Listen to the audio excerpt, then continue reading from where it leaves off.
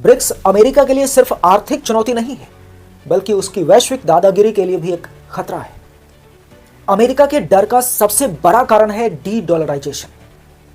America की जो सबसे बड़ी ताकत है वो है उसका डॉलर। लेकिन ब्रिक्स देश आपस में व्यापार करने के लिए अब डॉलर का उपयोग नहीं कर रहे हैं, बल्कि रुपया, युआन और रूबल में ट्रेड कर रहे हैं। तो इससे होगा क्या? इससे होगा ये कि डॉलर की मोनोपोली खत्म होगी। अब तक किसी भी देश को व्यापार करने के लिए सबसे पहले अपनी करेंसी को डॉलर में कन्वर्ट करना पड़ता था और फिर उस डॉलर से ट्रेड होती थी।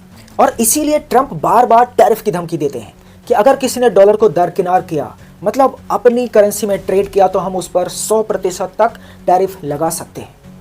लेकिन ब्रिक्स देश इन धमकियों की परवाह किए बिना ब्रिक्स पे यानी कि एक डिजिटल गेटवे तैयार कर रहा है, जिसके माध्यम से ये समूह देश आपस में आसानी से ट्रेड कर सके। आंकड़ों की बात करें तो अब ब्रिक्स पश्चिमी देशों के समूह G7 को पीछे छोड़ रहा है। अमेरिका को डर है कि वह विकासशील देशों के समूह ग्लोबल साउथ पर अपना राजनीतिक प्रभाव खो रहा है। भारत जैसे देश अब अपनी राजनीतिक स्वायत्तता बनाए रख रहे हैं, अब वैश्विक मंच पर अपनी शर्तों पर बात कर रहे हैं। ब्रिक्स अब केवल एक आर्थिक गुट नहीं, बल्कि पश्चिमी प्रभाव के खिलाफ एक भू राजनीतिक विकल्प बन चुका है।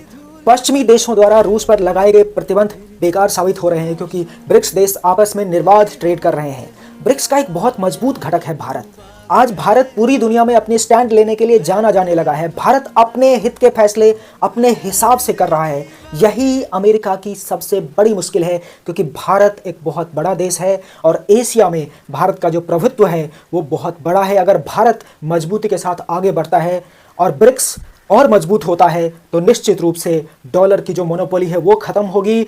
अमेरिका की जो दादागिरी है वो धीरे धीरे समाप्त हो जाएगी। इसीलिए अमेरिका इतना परेशान है। आपको ये वीडियो कैसा लगा कमेंट करके बताइएगा ज़रूर।